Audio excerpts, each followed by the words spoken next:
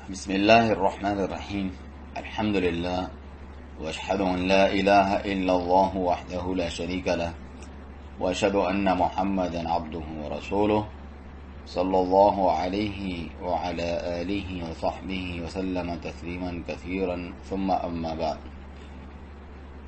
صحیح بخاری و مسلم سے حکمرانوں کی اطاعت کرنے اور ان کے خلاف خروج نہ کرنے سے متعلق 30 احادیث، کتاب و سنت سے اور سلف صالحین کے عقیدے و منہج سے یہ اہم ترین عقیدہ و عمل کہ مسلمان حکمران کی خواہ وہ نیک ہو یا بد، اچھے اور جائز کاموں میں اطاعت و فرمانبرداری کی جائے گی اور اس کے خلاف اپنی زبان، ہتھیار اور دل و افکار کے ذریعے خروج نہیں کیا جائے گا، خفیہ نصیحت و خیر خواہی کی جائے گی، اصلاح و استقامت کی دعا کی جائے گی اور عوام کو ان کے خلاف نہیں بھڑکایا جائے گا، اور فتنوں میں خصوصاً مسلمانوں کے امام، حکمران اور ان کی جماعت ریاست کے ساتھ رہ کر دین کے نام پر اپنی اپنی طرف دعوت دینے والے احزاب، داعیان اور جماعتوں سے پرہیز کیا جائے گا۔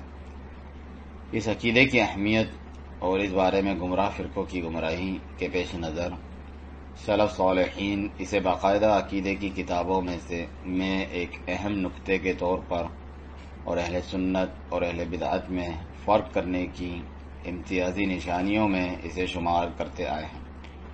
فی زمانہ سنت کی جانب منسوب ہو کر بہت سی جماعتیں اور داعیان نہ صرف اس اصول کی مخالفت کرتے ہیں بلکہ ان کی دعوت کی بنیاد ہی اس خارجی ذہنیت پر رکھی گئی ہوتی ہیں، لہذا خود بھی گمراہ ہوتے ہیں اور لوگوں کو بھی گمراہ کرتے ہیں۔ کتاب اللہ کے بعد صحیح ترین احادیث کی کتابیں صحیح بخاری و مسلم سے اس بارے میں اہم ترین احادیث پیش خدمت ہے، اور ہم نے اسے کتابچے کی صورت میں اپنی ویب سائٹ پر بھی جو ہے رکھا ہے، جہاں سے آپ اسے پڑھ سکتے ہیں۔ حکمرانوں کی اطاعت و فرمانبرداری کرنے کے وجوب کے دلائل۔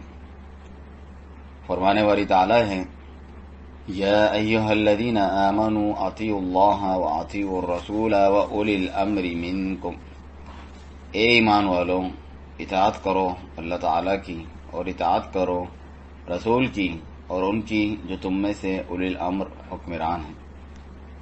ابو ہریرہ رضی اللہ عنہ سے روایت ہے کہ رسول اللہ صلی اللہ علیہ وسلم نے فرمایا، من اطاعنی فقد اطاع اللہ، جس نے میری اطاعت کی تو اس نے اللہ کی اطاعت کی، ومن عصانی فقد عصى اللہ، اور جس نے میری نافرمانی کی تو اس نے اللہ کی نافرمانی کی، ومن اطاع امیری فقد اطاعنی، اور جس نے میرے امیر کی اطاعت کی اس نے میری اطاعت کی، ومن عصى امیری فقد عصانی، اور جس نے میرے امیر کی نافرمانی کی اس نے میری نافرمانی کی۔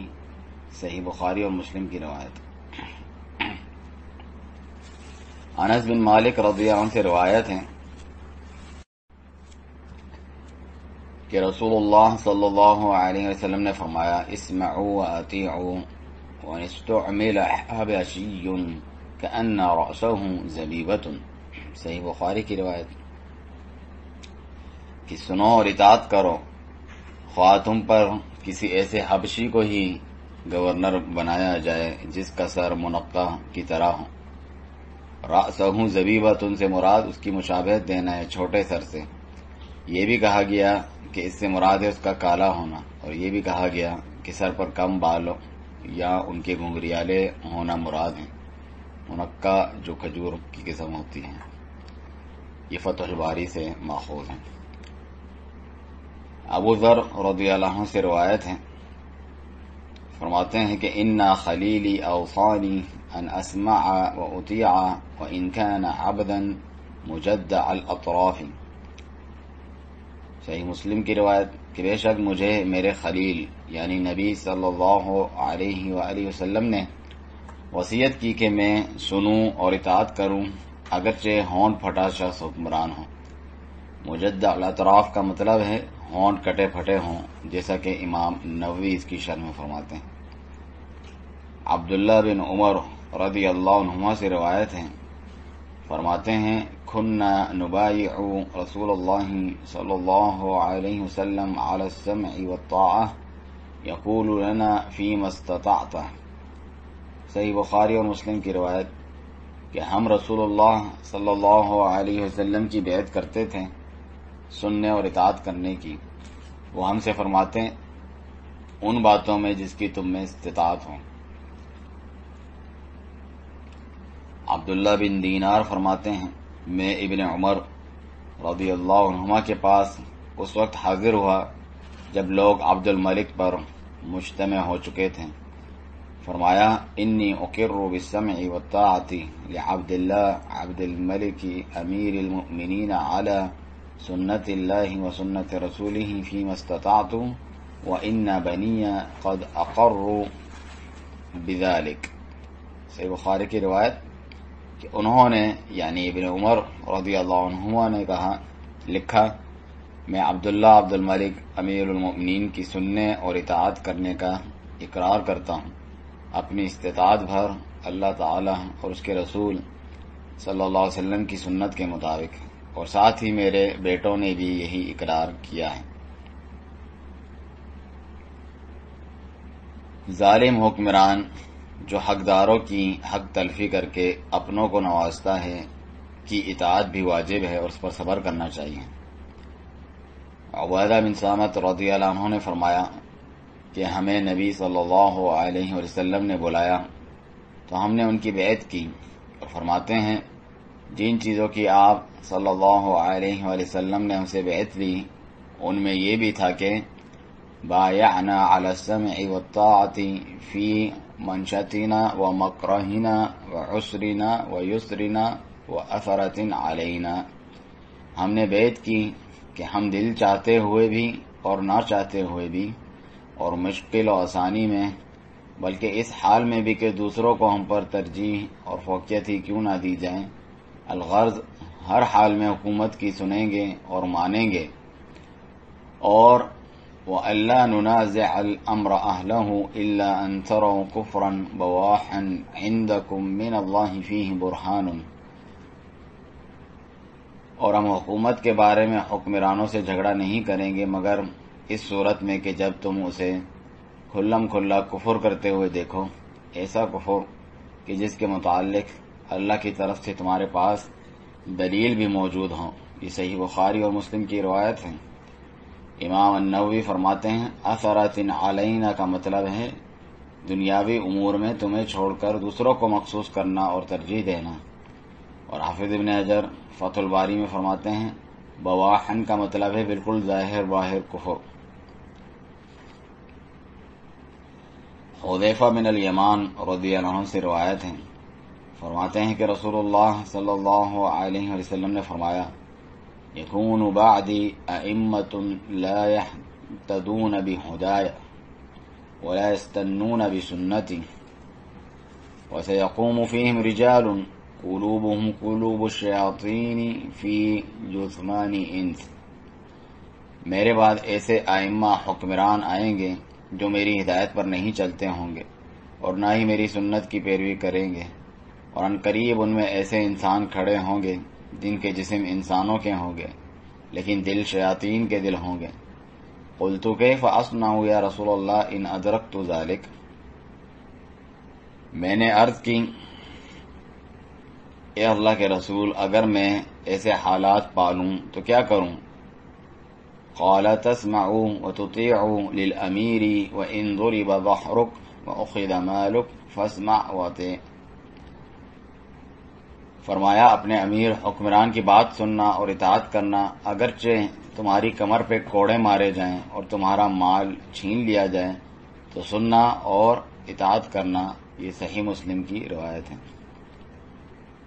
اسید بن حضیر رضی اللہ عنہ سے روایت ہے کہ انصار میں سے ایک شخص نے عرض کی یا رسول اللہ الا تستعملنی کما استعملت فلانا، یا رسول اللہ کیا آپ مجھے کسی جگہ کا عہدہ نہیں سونپتے جیسے فلاں کو سونپا؟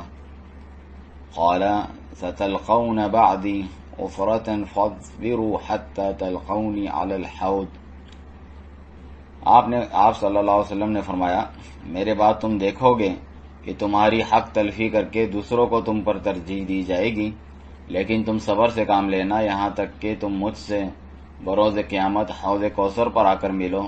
یہ صحیح بخاری اور مسلم کی روایت ہے۔ الزبیر بن عدی سے روایت ہے، آپ فرماتے ہیں کہ ہم انس بن مالک رضی اللہ عنہ کے پاس آئے اور جو کچھ حجاج کی طرف سے ہمیں تکلیف پہنچی اس کا شکوہ شکایت کرنے لگے۔ آپ رضی اللہ عنہ نے فرمایا اصبروا فإنه لا يأتي عليكم زمان إلا الذي بعده شر منه حتى تلقوا ربكم سمعته من نبيكم صلی اللہ علیہ وسلم۔ صبر کرو کیونکہ بے شک تم پر جو دور بھی آتا ہے تو اس کے بعد آنے والا دور اس سے بھی برا ہوگا، یہاں تک کہ تم اپنے رب سے جا ملو۔ میں نے یہ تمہارے نبی صلی اللہ علیہ وسلم سے سنا ہے۔ صحیح بخاری کی یہ روایت ہے۔ اللہ کی اطاعت کو حکمران کی اطاعت پر مقدم رکھنا اگر وہ کسی معصیت و گناہ کا حکم دیں۔ عبداللہ بن عمر رضی اللہ عنہما سے روایت ہے، کہتے ہیں کہ رسول اللہ صلی اللہ علیہ وآلہ وسلم نے فرمایا علی المرء المسلم السمع والطاعة فيما حب وكره الا ان يؤمر بمعصية فإن أمر بمعصية فلا سمع ولا طاعة۔ ایک مسلمان انسان پر حکمران کی بات سننا اور اطاعت کرنا واجب ہے، چاہے پسند ہو یا ناپسند، الا یہ کہ اسے کسی معصیت گناہ کا حکم دیا جائے۔ اگر معصیت و گناہ کا حکم دیا جائے تو اس کی اس بات میں سننا اور اطاعت کرنا نہیں ہے۔ یہ صحیح بخاری اور مسلم کی روایت ہے۔ ابو ذر رضی اللہ عنہ سے روایت ہے، کہتے ہیں کہ رسول اللہ صلی اللہ علیہ وسلم نے مجھ سے فرمایا کیف انت اذا كانت عليك امراء يؤخرون الصلاة عن وقتها، تمہارا کیا حال ہوگا جب ایسے امراء آئیں گے جو نماز کو اس کے وقت سے مؤخر کر دیں گے۔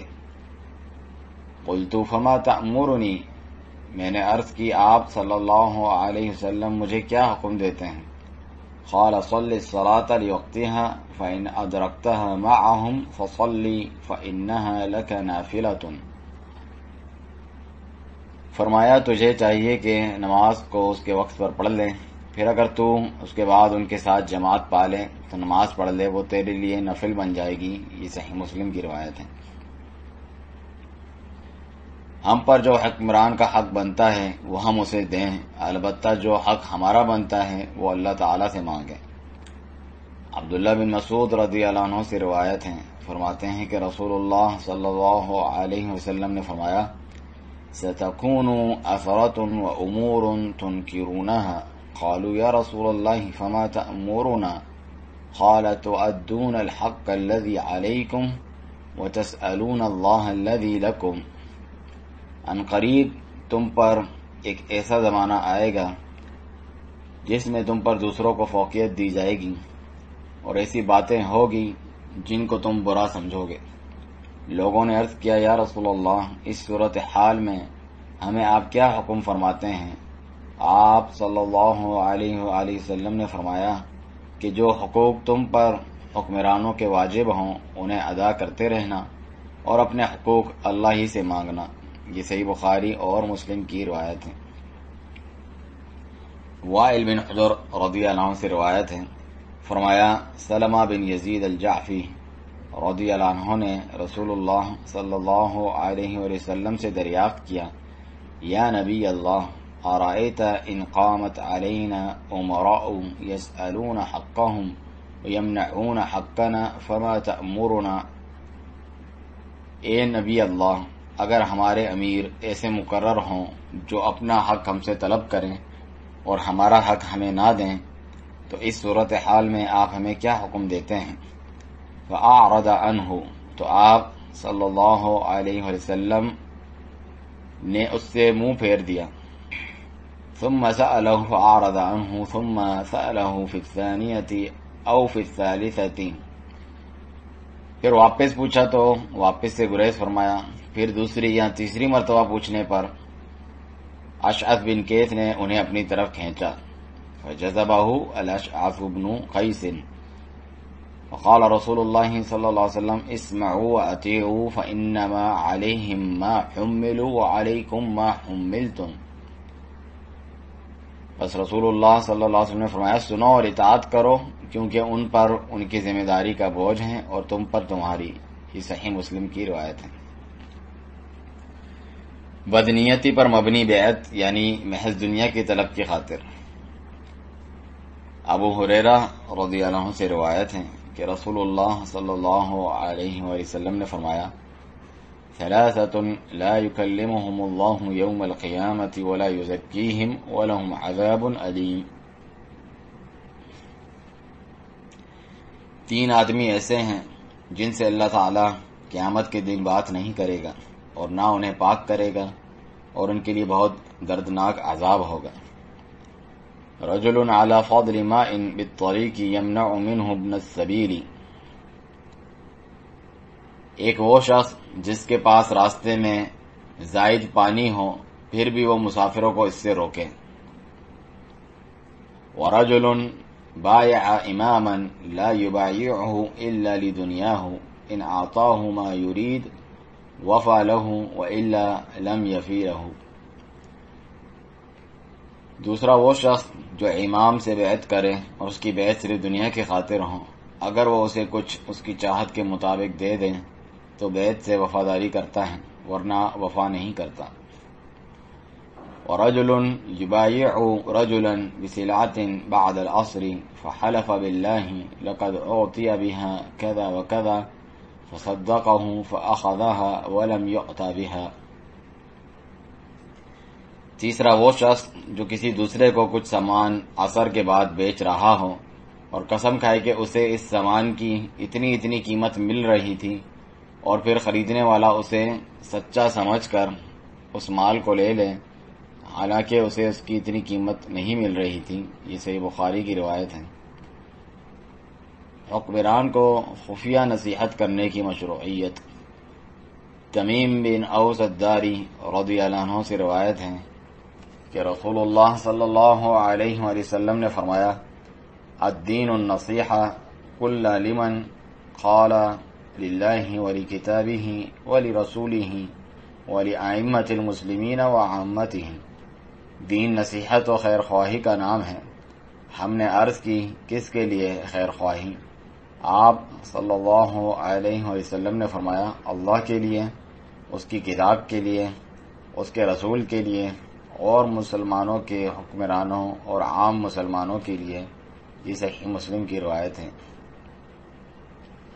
جریر بن عبداللہ البجلی رضی اللہ عنہ سے روایت ہے، فرمایا بایعت النبی صلی اللہ علیہ وسلم علی السمع والطاعہ فلقننی فیما استطعت والنصح لکل مسلم۔ میں نے رسول اللہ صلی اللہ علیہ وسلم سے سننے اور اطاعت کرنے کی بیعت کی تو آپ نے مجھے اس کی تلقین کی کہ جتنی مجھ میں طاقت ہو اور ہر مسلمان کے ساتھ خیر خواہی کرنے پر بھی بیعت کی۔ یہ صحیح بخاری اور مسلم کی روایت ہے۔ وائل بن حجر رضی اللہ عنہ سے روایت ہے، فرمایا کہ اسامہ بن زید رضی اللہ عنہ سے کہا گیا الا تکلم عثمان وفی روایت الا تدخل علی عثمان فتکلمہ، کہ آپ عثمان رضی اللہ عنہ سے بات نہیں کرتے، اور ایک روایت میں کہ آپ عثمان کے پاس جا کر بات نہیں کرتے۔ فقال اترون انی لا اکلمہ الا اسمعکم، تو آپ نے فرمایا کیا تم لوگ چاہتے ہو کہ میں ان سے کوئی بات کروں تو تمہیں بھی ضرور سنواؤں؟ واللہ لقد کلمتہ فیما بینی وبینہ ما دون ان افتتح امرا لا احب ان اکون اول من فتحہ۔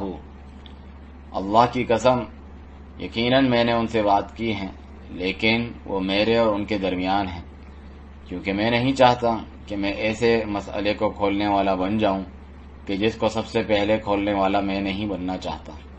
یہ صحیح بخاری اور مسلم کی روایت ہے۔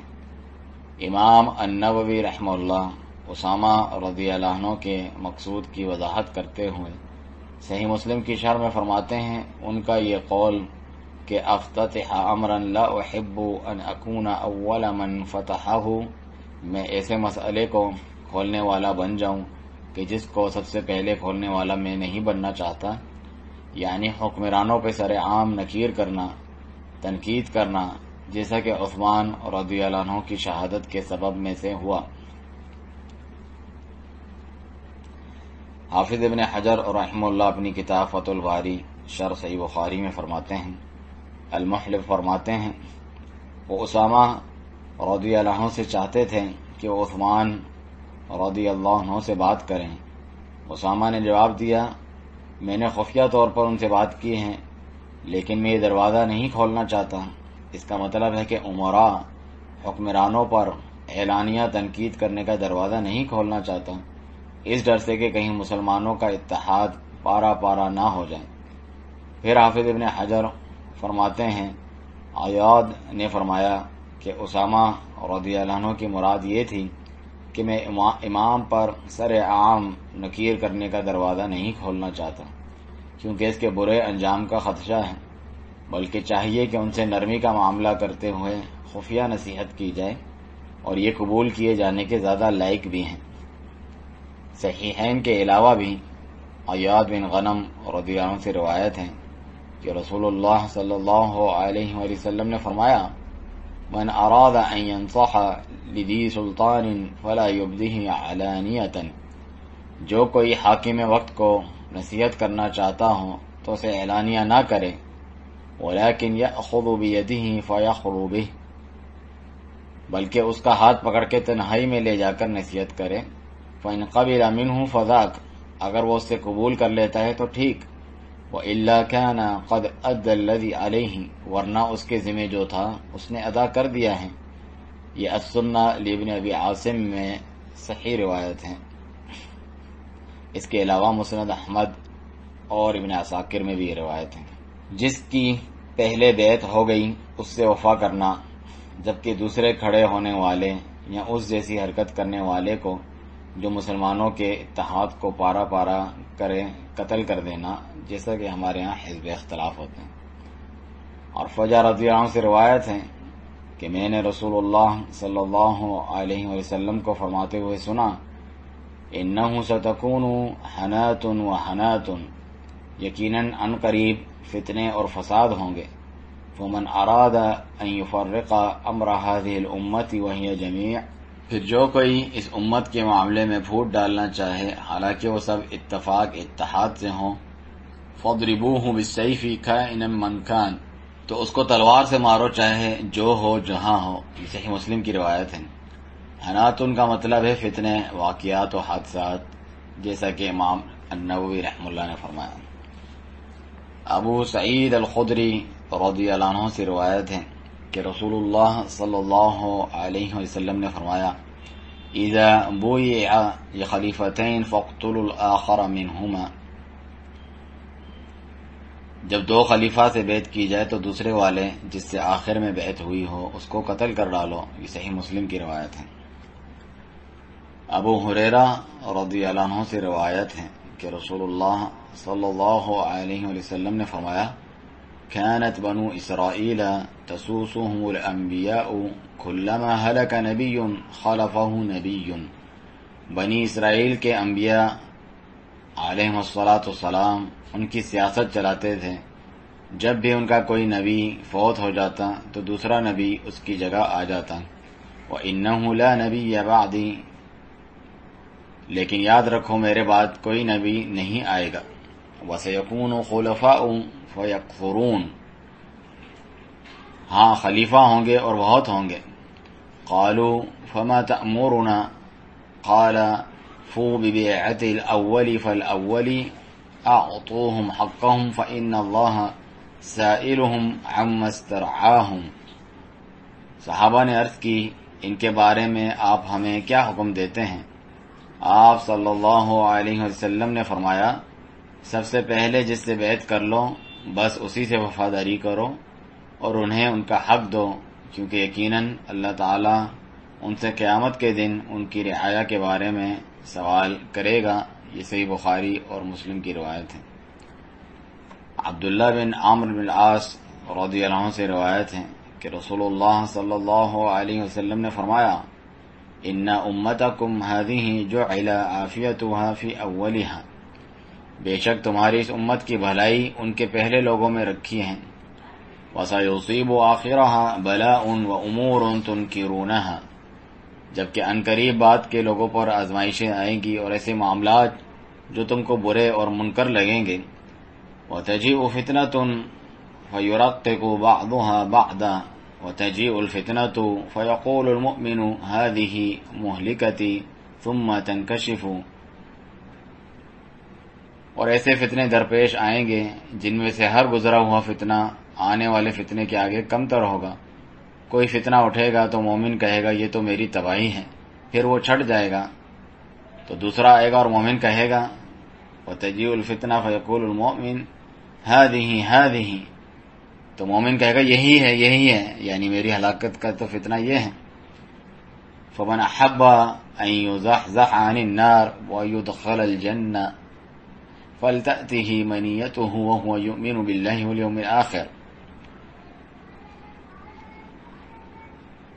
پس جو جہنم سے بچنا اور جنت میں جانا چاہتا ہے تو اس کی موت اس حالت میں آئے کہ وہ اللہ اور آخرت کے دن پر ایمان رکھتا ہو۔ وَلِيَأْتِي إِلَى النَّاسِ الَّذِي يُحِبُّ أَن يُؤْتَى إِلَيْهِ، اور جس طرح وہ لوگوں سے چاہتا ہے کہ وہ اس کے ساتھ پیش آئیں ویسے ہی وہ ان کے ساتھ پیش آئے، اور وہ لوگوں کے ساتھ ایسے پیش آئے جس طرح وہ لوگوں سے چاہتا ہے کہ وہ اس کے ساتھ ویسے ہی پیش آئیں۔ مزید فرمایا وَمَنْ بَايَعَ إِمَامًا فَأَعْطَاهُ صَفَقَةَ يَدِهِ وَثَمَرَةَ قَلْبِهِ فَلْيُطِعْهُ إِنِ اسْتَطَاعَ فَإِنْ جَاءَ آخَرُ يُنَازِعُهُ فَاضْرِبُوا عُنَقَ الْآخَرِ، یہ صحیح مسلم کی روایت ہے۔ تو آخری بات کیا فرمائی؟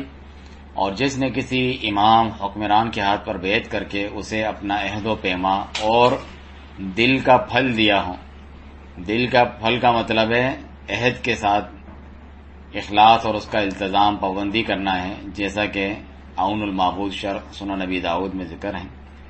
تو جس نے اپنے عہد و پیما اور دل کا پھل دیا ہو تو اسے چاہیے کہ جہاں تک ہو سکے اس کی اطاعت کریں، اور اگر کوئی دوسرا اس کے خلاف خروج کرے تو دوسرے کی گردن مار دو، یعنی حکومت اسے قتل کر دے، اپنے ہاتھ میں قانون نہیں لیا جا سکتا۔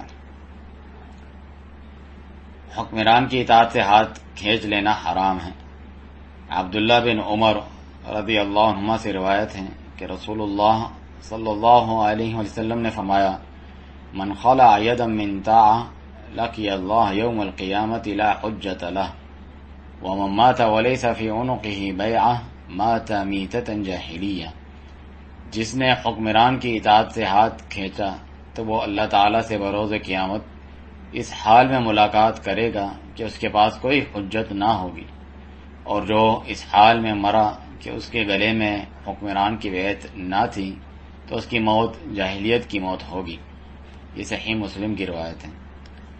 عبداللہ بن عباس رضی اللہ عنہما سے روایت ہے کہ رسول اللہ صلی اللہ علیہ وسلم نے فرمایا من کرہ من امیرہ شیئا فلیصبر، جو شخص اپنے امیر میں کوئی ناپسند بات دیکھے تو چاہیے کہ صبر کریں، فإنہ من خرج من السلطان شبرا مات میتۃ جاہلیہ، کیونکہ بلا شبہ جو حکمران کی اطاعت سے بالشت بھر بھی باہر نکلا تو اس کی موت جاہلیت کی موت ہوگی۔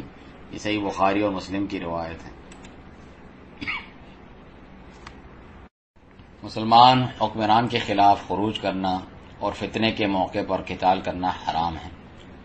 عبداللہ بن عمر رضی اللہ عنہما سے روایت ہے کہ رسول اللہ صلی اللہ علیہ وسلم نے فرمایا من حمل علینا السلاح فلیس منا، جس نے ہم پر ہتھیار اٹھایا وہ ہم میں سے نہیں۔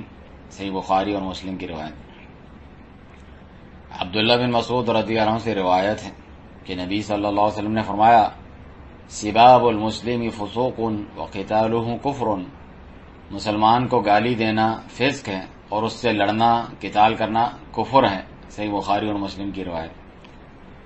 ابو بکر الثقفی رضی اللہ عنہ سے روایت ہے کہ رسول اللہ صلی اللہ علیہ وسلم نے لوگوں کو خطاب کرتے ہوئے فرمایا ان دماءکم و اموالکم و اعراضکم و ابشارکم علیکم حرام کحرمت یومکم ھذا فی شہرکم ھذا فی بلدکم ھذا،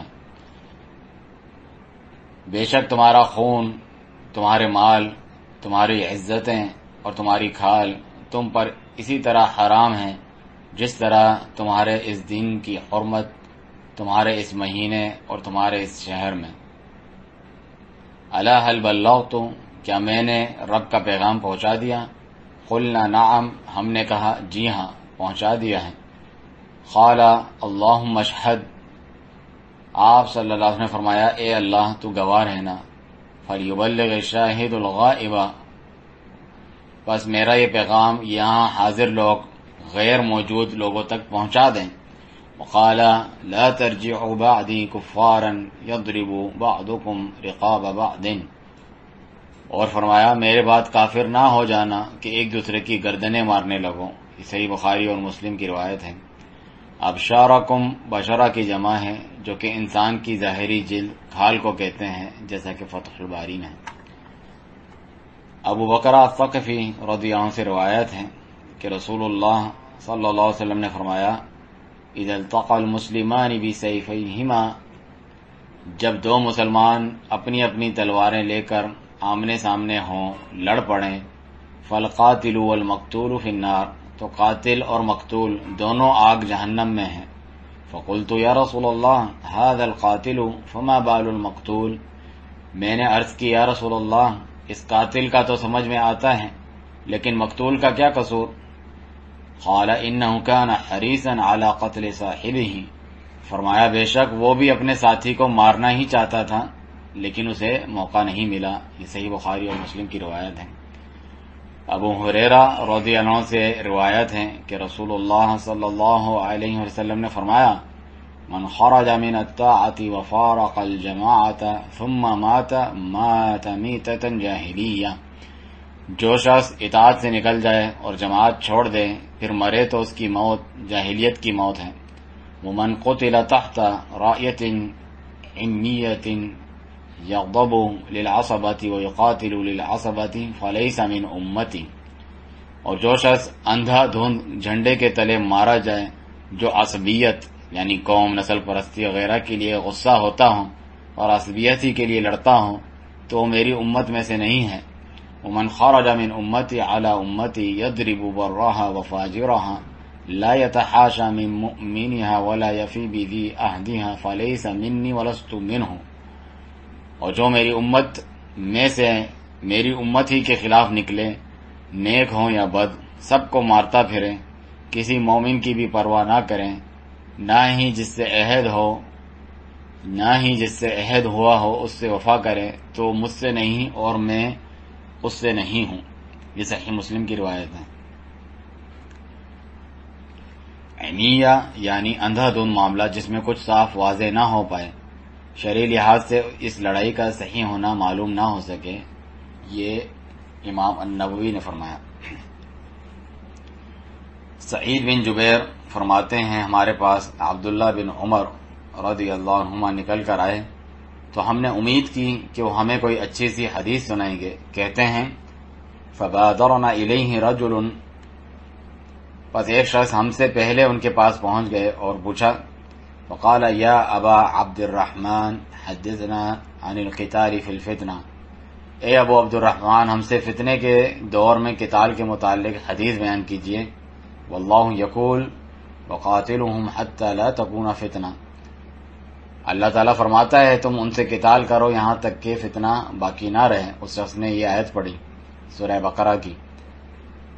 تو عبداللہ بن عمر رضی اللہ عنہما نے فرمایا فقال هل تدری ما الفتنة ثقلتك امک،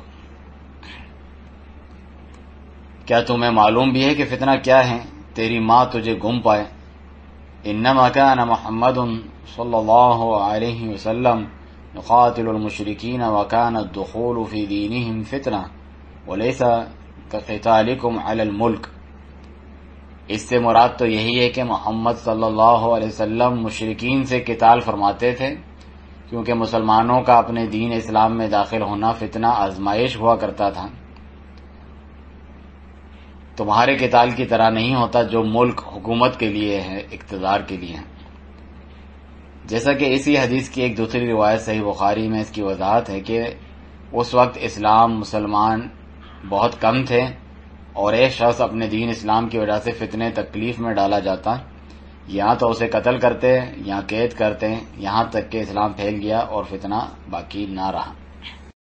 نافع مولا عبداللہ بن عمر رضی اللہ عنہ سے روایت ہے کہ فرماتے ہیں لما خلع اہل المدینة یزید بن معاویة جمع ابن عمر حشمه ولده قال انی سمعت النبی صلی اللہ علیہ وسلم يقول ينصب لكل غادر لواء يوم القيامة وإنا قد بايعنا هذا الرجل على بيع الله ورسوله وإني لا أعلم غادرا أعظم من أن يبايع رجل على بيع الله ورسوله ثم ينصب له القتال وإني لا أعلم أحدا منكم خلعه ولا بايع في هذا الأمر إلا كانت الفيصل بيني وبينه۔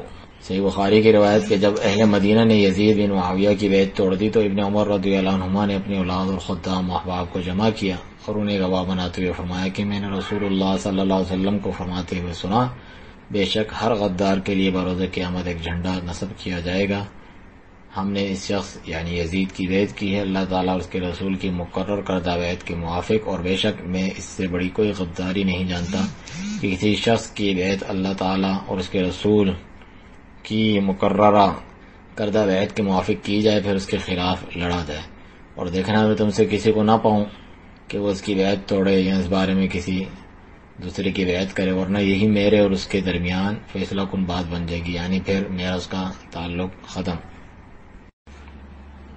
تو یہ احادیث تھیں 30 احادیث صحیح بخاری اور مسلم سے۔ اللہ سبحانہ تعالیٰ سے دعا ہے کہ ہمیں اپنے ہر معاملے میں، ہر عقیدے میں، ہر منہج عبادات و معاملات میں، سیاست، معاشیات، ہر چیز میں کتاب و سنت اور سلف صالحین صحابہ کرام رضی اللہ عنہم کے طریقے پر چلنے کی توفیق دیں۔ وسبحانک اللہم بحمدک اشہد ان لا الہ الا انت استغفرک واتوب الیک۔